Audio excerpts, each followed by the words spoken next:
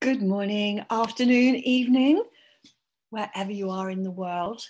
Welcome to the Eden Rooms Thursday morning spot with me, Debs de Vries, the menopause mama, as some people like to call me. So the topic today focuses on weight and the idea that in menopause and in later life, it's inevitable that we're going to get heavier. When we reach a point around 44, 45 years old, it is true that things change. And it is true that a lot of women suddenly find that they're gaining weight. And I want to explore why that is. Is it really the fault of menopause? Is it inevitable? I want to talk about midriff weight specifically. And also, it's not all about nutrition, though it's obviously nutrition is foundational. So let's dig in. Do we really put on weight because of menopause? We will probably put on weight because we're not changing our habits. And when estrogen levels fall and our metabolism changes, I hesitate to say slow down there, I've just said it, because there's a kind of worry or fear that can come with that. You know, the idea of slowing down plays into this idea that we're winding down, and actually we're not. We're shifting gears. It's like going into overdrive. That's my experience anyway. But it is confusing when you're used to like a very high velocity of speed of life and there's a sense of something's gone wrong. But when your estrogen levels drop and your metabolism slows down, it's a time to reassess it's many things, but let's just look at diet and exercise as one of them because they do key in. Of course they do.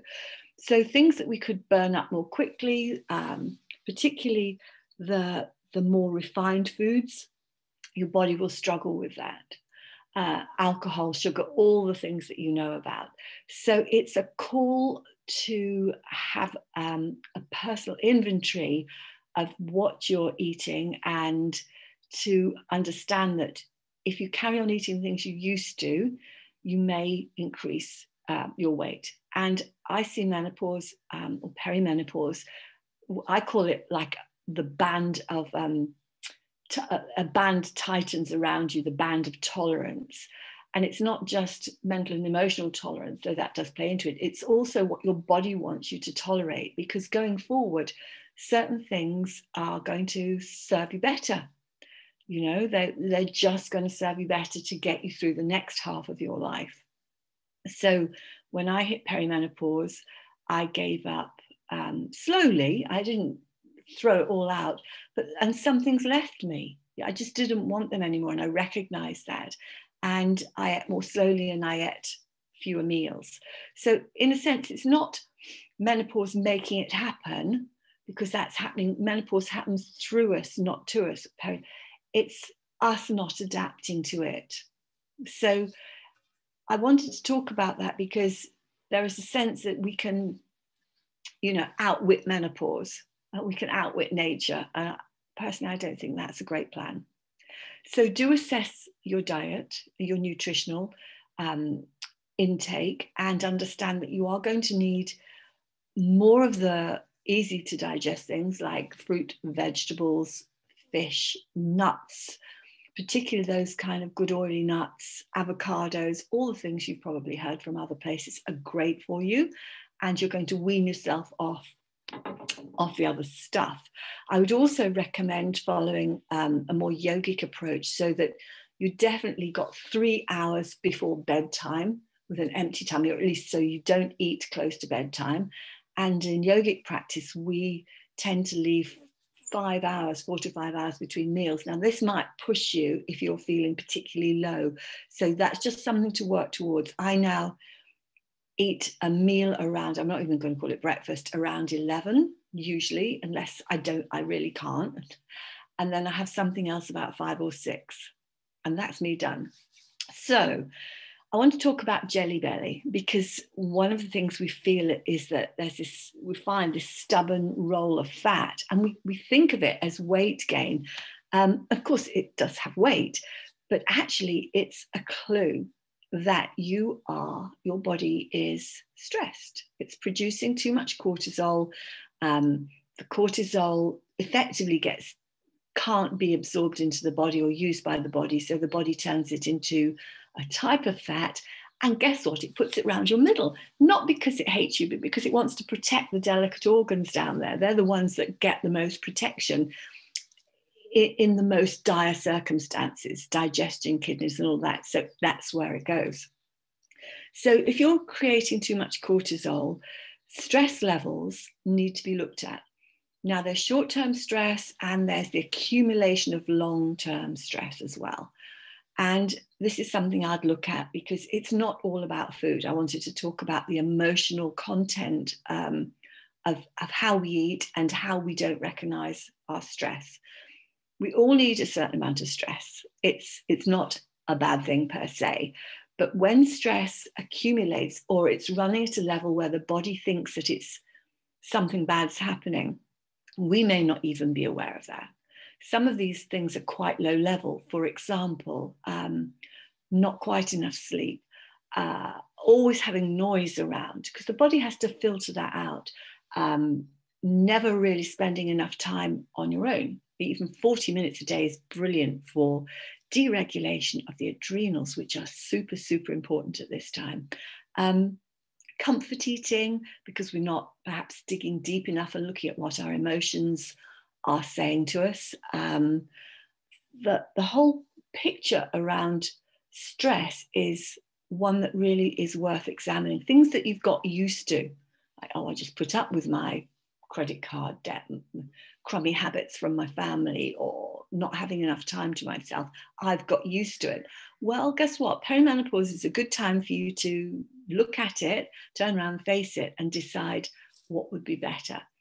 Even things like gluten can be stressful for the body. It's not necessarily about external things, because stress in and of itself is the way the body responds to something. And ideally, we want our body to be in the parasympathetic or the peaceful state. And that doesn't mean passive or not able to do anything, for as long as possible during the day. So periods of quietness, periods of walking. So I recommend 20 minutes out, 20 minutes back. And just check in that your exercise levels are where they need to be. Sometimes in peri, we don't need the hard push, the marathon training, the big classes, because actually we can create inflammation and that stresses the body. So for me, it's about looking at weight bearing, and I don't mean weights, although that's great, but the weight bearing that you need is skipping, jogging, good solid walks, things like that, and yoga, because they're going to apply stress to your bones. And it's another conversation, but we do need to take care and make sure our bones are regularly getting exercise so they stay healthy and we avoid osteoporosis. Cycling and swimming are brilliant, but they're not weight bearing. I would put them in for cardio personally, if they're one or the other that you like, or both if you're really gung-ho. So let me just recap.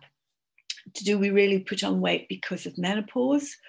We're putting on weight because we're not adapting to what's happening to us, is my view. So have a look at what you're not willing to give up and see if there's an area in your life where you can actually accept what's happening.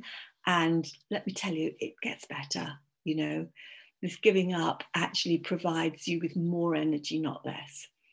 The jelly belly, if that's a problem for you, it's generally speaking a sign of too much cortisol running in your body. So it's not all about food. It means let's look at the emotions. Let's look at the long-term patterns of things that actually we may have even numbed out to. There is a point in the stress curve where we actually kind of switch off from it. And it's that you need to tend to very often. And be honest about your exercise. If you're kind of pushing really hard, you may actually be creating a kind of stress in your body. An inflammation stress, which will produce cortisol to damp it down. So have a look at your regime, your favorite things, include some good, honest weight bearing. So brisk walking, jogging. I'm not going to say running, but run if you want to. I just don't like it. I've done it like 10K and I'm I thought I deserved a gold cup, you know. But yoga, many different forms of yoga, swimming and cycling are all going to help you. I am happy to say that I am not, I think I'm about 3 pounds heavier than I was at 30, but my body shape is different. That's what I noticed. And it's not bad different, it's just different. And hey, shouldn't we expect to be different as we grow? I think that's rather exciting. So with love from all of us at the Eden Room and me, the Wisdom Mama, I'm going to leave you with that. If there's anything you want to ask me, drop us a line at the Eden Room and we'll have a chat. Okay, happy days, everyone. Take care.